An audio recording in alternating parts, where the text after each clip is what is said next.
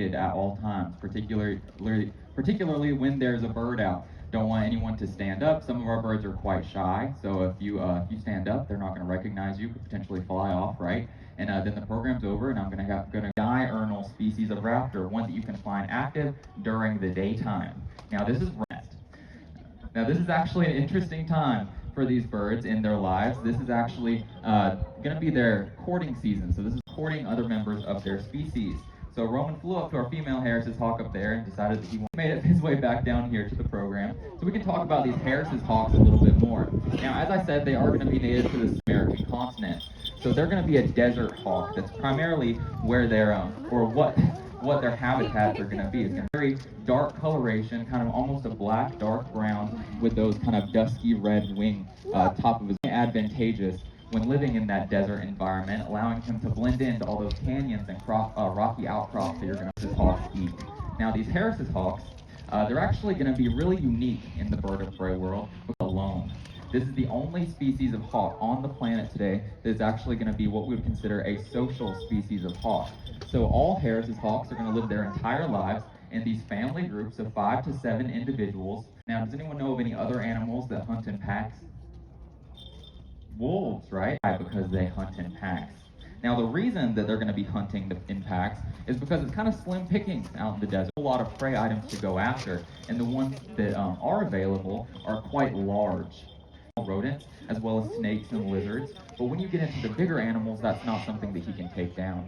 Now, this is roaming away. I think I heard 7 pounds. That's a great starting. Impressive that I can just hold him like that. But we're going to go a little bit lower than 7 pounds. 4. Lower than 3. Lower than 2. But a pound and a half. Need to be extremely light to be able to fly, right? They have hollow bones. They're mostly made up out of that. Lightweight comes at a disadvantage. So since he is so light, he can't take down anything that's heavier or larger than himself. So in packs, like I said. So he's some of his favorite prey items out in the desert are actually going to. They're pretty big, right? Pretty big bunnies. They can weigh anywhere from 5 to 7 pounds. A whole. See if Roman wants to show that off. Thank you, Roman. I think he deserves a little round of applause for that. See if Roman wants to show that off. Thank you, Roman. I think he deserves a little round of applause for that. Their food with their toes. No, but whenever they're chasing these jackrabbits, they're going to kill. So we also believe, since they can come up with these extremely kind of complex pack behaviors, that they're also probably the most intelligent hawk species on the planet today. Of just how smart he is. It's kind of called training the trainer. He can kind of pick up our little movements and see exactly what we're going to do and what he wants to get out of it. He's not flying for free out here, right? He's at work. He's getting paid. What is he getting paid in? Food, right? So he knows for him to get the food is just to kind of do whatever he wants, right? Whenever he does all these cool actually, largest you're going to find here in the southeast, 3rd largest on the North American continent, and 7th largest on the planet. Does anyone know what species of owl cedar is? Great horned owl. How'd you know that? They're a great bird of great size, and they also do have those 2 little horn-like projections on the tops of their, but they're actually not his ears. They have nothing to do with the hearing at all. But some people dodge. So if he's sitting up in a tall pine tree, he can kind of stick up those plumicorns and break up his silk environment.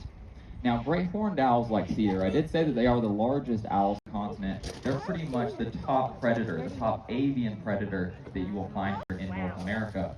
But cedar isn't a particularly large great horned owl. They can get much larger than this, 30% larger actually.